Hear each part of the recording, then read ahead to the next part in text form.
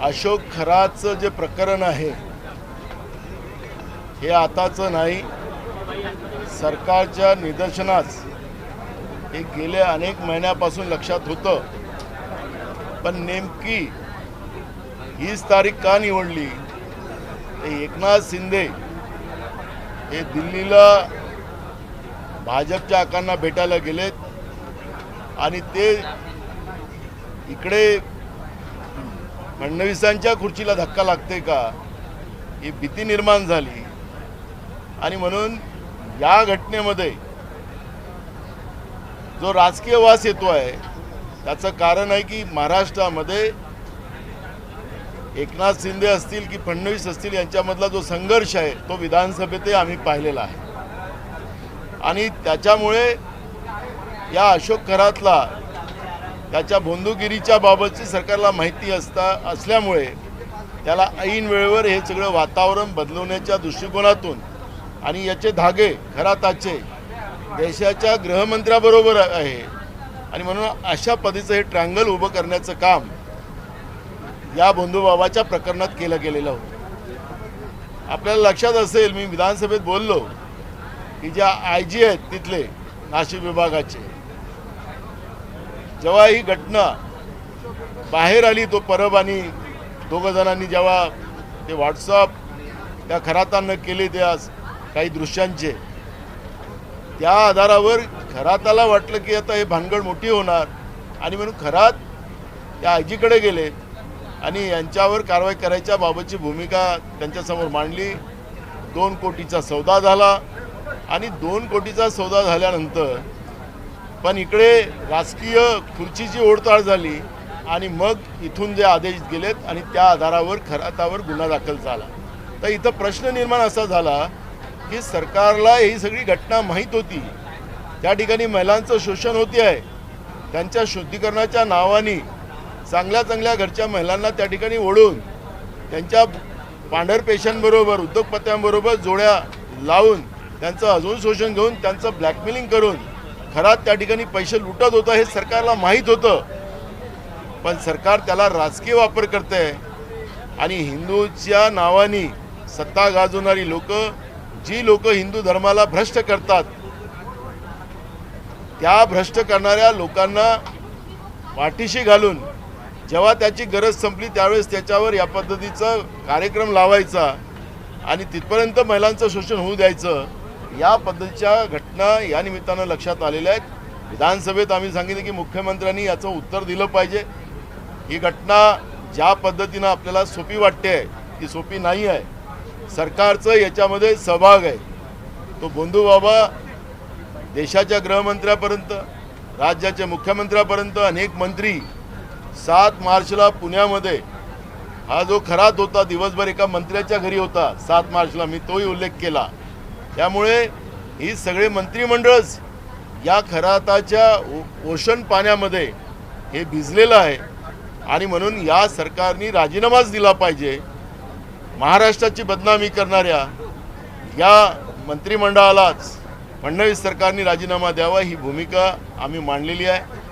दुसरा महत्त्वाचा प्रश्न की हे नुसतं आपल्या महाराष्ट्रापुरतंच नाही, आता देशपातळीवर गेलं, जागतिक पातळीवर गेलं हे प्रकरण। मला इस्रायलमधून माझ्या एका मित्राचा फोन आला, फादरलँडमधून। फादरलँड, आपण मदरलँड में रहते, वो फादरलँड आहे।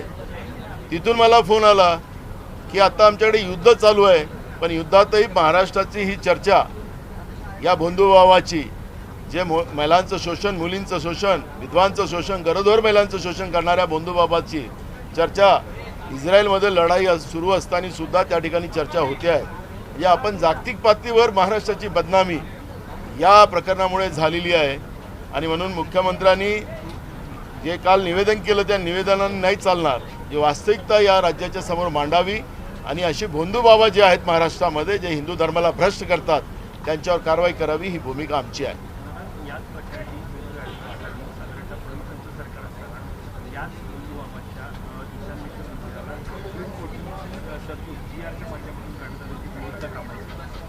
मी तो GR विधानसभेत दाखवलेला आहे। 2017 मध्ये रावल हे त्या विभागाचे मंत्री होते आणि त्यांच्याच मंत्रालयातून त्यावेळेस जे GR आहेत त्याला खूप तीर्थस्थळाला त्यांनी पैसे दिलेले आहेत. त्याच्यामध्ये 11व्या क्रमांकावर या गोंधू बाबा अशोक खराच्या देवस्थानाला 1.5 कोटी रुपये त्या ठिकाणी दिलेले आहेत. आणि त्याच्यामुळे हे जे आहे तिथं नळ योजना झाली, त्याच्यानंतर तिथं पाईपलाईन झाली, रस्ते झाले, त्याला 1.5 कोटी रुपयामध्ये मग त्याच्यामध्ये त्याला गट्टू लावून दिले, सगळं सौंदर्यीकरणाचं काम झालं त्याच्या आश्रमाचं. पण हा पापी खरात याचं सगळं पाप चालत असताना सरकार काय शांत बसलेलं होतं आणि महिलांचं शोषण होऊ देण्याचं काम सरकारने केलेलं आहे, असं हे चित्र आपल्याला पाहायला मिळतं.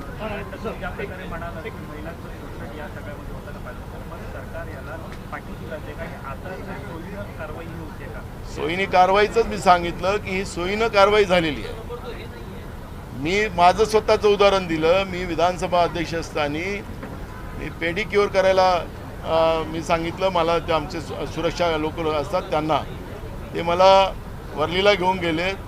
पण त्याला जाण्याच्या पहिले त्यांनी तिथल्या लोकल पोलिसांना कळवलं की इथं साहेब येतात आहेत आणि तिथं काय चुकीचे कामं होतात काय. त्यामुळे मी जेव्हा तिथं पोचलो तिथं पोलीस होती, तर मी आमच्या सिक्युरिटीला विचारलं, तर सिक्युरिटीने मला सांगितलं की की आम्ही पहिलेच पोलीस पाठवून इथे सगळी तपास आम्ही केला. मग राज्याचे मुख्यमंत्री, देशाचे गृहमंत्री, राज्याचे मंत्रिमंडळातली लोक या अशोक खराच्या नाशिकच्या जो बनवलेला मोठा ऑफिस आहे इथं हे जायचे, त्याच्या आश्रमात जायचे. तर police commissioner Nashik, IG Nashik या सगळ्या मोठे लोक तिथं मुख्यमंत्री, देशाचे गृहमंत्री तिथं जात असताना यांनी माहिती का देऊ नये, यांना माहिती दिली असेल तरी हे लोक गेलेत. या पद्धतीची माहिती आम्हाला पुढे आणून द्यावी, ही मागणी आम्ही या ठिकाणी केलेली आहे. सर, जे प्रकरण आता चालू आहे, काही पत्रकार त्याचे व्हिडिओ टाकतात किंवा काही प्रकरण बाहेर काढलं, काही लोक त्या पत्रकारांना सुद्धा धमकी देतात. कसं काँग्रेस पक्ष म्हणून तुमची काय भूमिका असणार आहे पत्रकारांच्या पाठीशी? हे बघा, महाराष्ट्रामध्येच नव्हे तर देशामध्ये ज्या चौथा स्तंभाला ज्या पद्धतीनं दाबण्याचं काम, जो आमच्या मर्जीनं काम करणार नाही, आम्ही सांगू ते केलं जाणार नाही, तर तो आमचा दुश्मन आणि त्याच्यावर कारवाई केली जाणार, अशा पद्धतीची परिस्थिती आहे. मग तुम्हीच पत्रकार नाही तर महाराष्ट्राच्या विधिमंडळामध्ये हे 3 मुंडीचं सरकार जे आहे त्रिकुटाचं, या सरकारमध्ये आपल्याला पाहायला मिळतं की एकनाथ शिंदे हे BJPचं ऐकत नाही, म्हणून त्यांच्या मंत्रिमंडळाच्या लोकांना पैसे द्यायचे नाहीत. आणि परवा तर आपण साताऱ्यामध्ये घटना पाहिलीच, त्यांच्या मंत्र्यालाच बदलवलं, मारलं, हाताची अंगठी तुटली आणि ते पोलिसांच्या माध्यमातून मारवलं. म्हणजे आमच्याशी खाजवलं, तुम्ही मंत्री असा, उपमुख्यमंत्री असा, तुम्हाला आम्ही ठोकू, अशा पद्धतीची परिस्थिती, तानाशा व्यवस्था आज महाराष्ट्रामध्ये निघालेली आहे. त्यामुळे पत्रकारच नाही तर राज्यातल्या मंत्रिमंडळातले लोकसुद्धा आता सुरक्षित नाही, असं चित्र आपण पाहतोय. तुरुंगात मृत पावलेला होता, तसा अशोक खराती जिवंत राहायला पाहिजे अशी व्यवस्था करा. मी आज ती भूमिका मांडली की आपल्याला बदलापूरची घटना माहिती आहे. अक्षय शिंदेला ज्या पद्धतीने एन्काउंटर केलं आणि त्या शाळेतल्या संचालक मंडळाला वाचवण्याचा जो प्रयत्न झाला, त्याच्यानंतर सुमोटो हायकोर्टाने हे प्रकरण ताब्यात घेतलं आणि पोलिसांचं बिना पाण्यानं त्यांची हजामत केली, ही सुद्धा आपण विसरलेलो नाही. त्याचप्रमाणे अशोक खरातची फाईल तयार झाल्यानंतर, एप्स्टीन फाईल तयार झाल्यानंतर महाराष्ट्रातली ही अशोक खरातची, त्याच्यानंतर अशोक खरात जिवंत राहील की नाही राहील ही शंका आमच्या मनात आहे. आणि म्हणून ते मी बोलून विधानसभेत दाखवलेलं आहे. आणि म्हणून पहिलेच, कारण की अक्षय शिंदेचं प्रकरण मला माहिती आहे, माझं चुकून मी अक्षय शिंदेच्या जागी मी अक्षय शिंदे आणि मग एकदम एकनाथ आलेलो होता, मी त्याला म्हटलं की मी एकनाथ नाही त्याचं, तर त्याच्यामुळे मी तिथं थांबलो. ते शिंदे म्हटलं तर एकदम येऊन गेलं मला, कारण गेम राजकीय चालू आहे. त्यामुळे मला ते भीती आहे की या अशोक खरातचं सुद्धा अक्षय शिंदे होईल का, आणि म्हणून हे झालं नाही पाहिजे, त्याची भूमिका आम्ही मांडलेली आहे. खरातांच्या संबंधित जे ट्रस्ट आहेत त्या सर्व ट्रस्टींची आता चौकशी होणार आहे. ट्रस्टीची तर झालीच पाहिजे. मी त्या दिवशी बोललो, आजही बोलतो, ते एकट्याच चाकणकर ज्या मॅडम होत्या त्यांनाच राजीनामा द्यावा लागला. जे मंत्री, जे मुख्यमंत्री, जे देशाचे गृहमंत्री या खराचे जे लोक सोबतीला होते आणि त्या ओशन पाण्याचा स्वाद यांनी घेतलेला आहे, तर मग यांचे राजीनामे का नाही? ती महिला आहे म्हणून तिचा राजीनामा. आणि मग हे काय, हे कशासाठी जात होते तिथे? दिसतं ओशन पाणी प्यायला जात होते. आणि म्हणून यांनी राजीनामे दिले पाहिजेत, ही मागणी आमची आहे. आजच बिल आलं महिला सुरक्षेचं पुन्हा. ते एकीकडे महिला सुरक्षा सांगायचं आणि महिलालाच बळी चढवायचं चाकणकर मॅडमच्या माध्यमातून. त्यामुळे माझा मुद्दा आहे की ते चाकणकर मॅडमचं मी काही समर्थन करत नाही, पण जे लोक त्याच्यामध्ये आहेत, जे लोक त्या ओशन पाणी पित होते, त्या ओशन पाणी पिणाऱ्या मंत्रिमंडळातल्या लोकांचाही राजीनामा झाला पाहिजे, ही भूमिका आमची आहे. संतोष देशमुख केसमध्ये एवढा वेळ झालेला आहे, आता जो आरोपी फरार आहे आगळे त्याच्यावरती बक्षीस लावण्यात आलेलं आहे, त्याला वॉन्टेड घोषित करून. हो, एक बघा, हे सगळं नौटंकी चाललेली आहे. महाराष्ट्रामध्ये Maratha versus OBC, Banjara versus आदिवासी, गोवारी वर्सेस आदिवासी, ही महाराष्ट्रामधली आता एक नवीन परंपरा राज्य सरकारने आणलेली आहे. फडणवीसाचं सरकार महाराष्ट्रात आल्यापासून जाती जातीमध्ये, धर्माधर्मामध्ये वाद महाराष्ट्रामध्ये पाहायला मिळत आहे. त्यामुळे संतोष देशमुखाचं प्रकरण हे फक्त राजकीय दृष्टिकोनातून जिवंत ठेवायचं आणि त्याच्यावर राजकीय पोळ्या शेकायच्या. त्याला काय जमिनीमध्ये गडला आहे तो आरोपी का जगाच्या पाठीवर कुठे असेल? तर महाराष्ट्राचं पोलीस एवढं कमजोर झालं का, हा प्रश्न या ठिकाणी निर्माण होतो. आणि त्या मंत्र्याला, त्या गृहमंत्रालयाचे मंत्री जे आहेत ते स्वतः फडणवीस आहेत, ते कमजोर झालेत का? हे सगळे प्रश्न या निमित्तानं निर्माण होतात. दादा, विपक्ष के कई नेताओं का ये कहना है कि अशोक खरात मामले में जो है कई बड़े नामों को बचाने के लिए उसका एनकाउंटर किया जा सकता है. आपकी पार्टी के नेताओं ने भी बात कही है. मैं विधानसभा में वही बात को रखा हूँ, अभी रख के ही आया हूँ. बदलापुर में वहाँ पे लड़कियों का शोषण किया जाता था, स्कूल में बच्चे पढ़ने वालों का, और वहाँ पर जब ये प्रकरण सामने आया, वहाँ पे काम करने वाला जो अक्षय सिंधे नाम का आदमी था, वह हैंडीकैप था, उसको ये सब पता था. और जब उसको ही आरोप लगाकर, उसके ऊपर ही आरोप लगाकर पुलिस को कब्जे में लेने लगा और उन लोगों को बचाने के लिए अक्षय सिंधे को इनकाउंटर किया. सुप्रीम हाई कोर्ट ने उसके ऊपर महाराष्ट्र की पुलिस को बहुत लताड़ा था. वैसे ही एप्स्टीन फाइल जैसी हुई, जैसे अमेरिका में एप्स्टीन को जेल में मारा गया, वैसे ये भोंदू बाबा अशोक खरात को भी सब मालूमात लेने के बाद, जो फाइल तैयार होने के बाद किसी को ब्लैकमेल करने के लिए वो फाइल का यूज़ किया जाएगा और अशोक खरात को भी इनकाउंटर किया जाएगा, ये डर हमारे को है. और इसलिए मुख्यमंत्री ने जवाब देते समय में अशोक खरात के जो भी है उसको कानूनी कार्रवाई होना चाहिए. पर इस तरह से पूरे जो प्रूफ है वो नष्ट करने का काम अगर सरकार की तरफ से होगा तो महाराष्ट्र की जनता, देश की जनता इनको माफ़ नहीं करेगी. ईरान अमेरिका युद्ध को देखते हुए केंद्र सरकार ने ऑल पार्टी मीटिंग बुलाई है.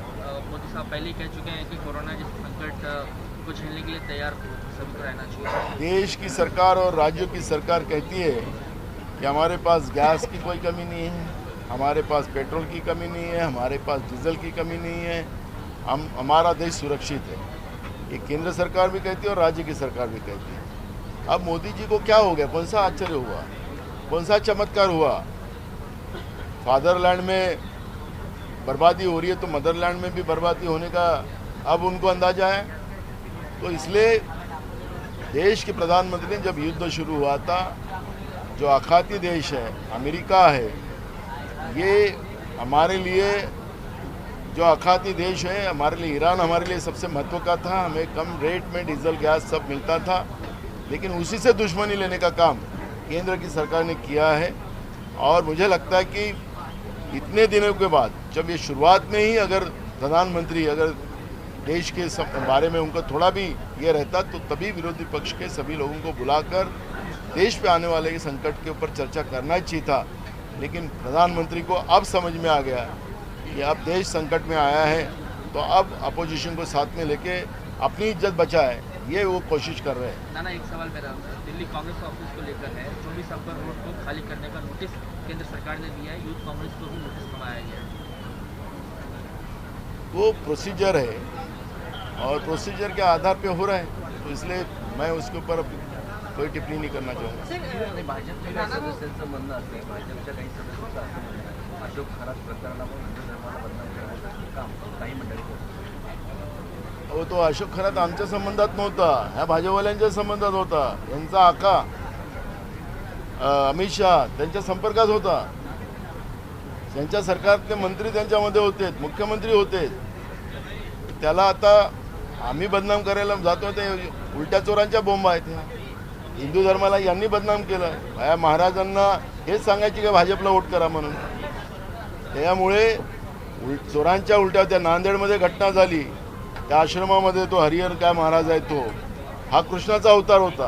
आणि बायोलॉजिकल आता देशामध्ये तर झालेच आहे काही लोक, मी देवाचाच अवतार आहे सांगण्याला. त्यामुळे हे जे आहे धर्माला भ्रष्ट करणारी व्यवस्थाच भाजप आहे. त्यामुळे हिंदू धर्माचा नाशच हे बीजेपी करेल.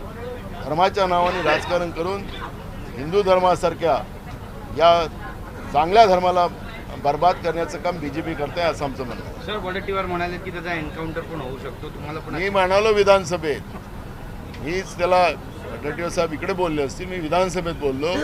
अक्षय शिंदे सारखं मी एकनाथ शब्द आला होता माझ्याकडे, पण मी आपला शब्द थांबवला आणि अशोक खरात यांना एन्काउंटर करतील अशा पद्धतीची परिस्थिती महाराष्ट्रात होऊ शकते. फाईल तयार झाल्यानंतर मी विधानसभेत बोलतो. सर, रुपाली चाकणकर एक नवीन विषय पुढे येतोय की रुपाली चाकणकर या सेक्स रॅकेटमध्ये सुद्धा पुढे होत्या, असा एक विषय आहे आणि त्यानंतर या अधिवेशनाचं फलित काय निघालं? झिरो बट्टा सन्नाटा, काहीच नाही. घोषणा सरकार आपलं आम्ही किती चांगलं आहे हे दाखवण्याचा प्रयत्न करणार.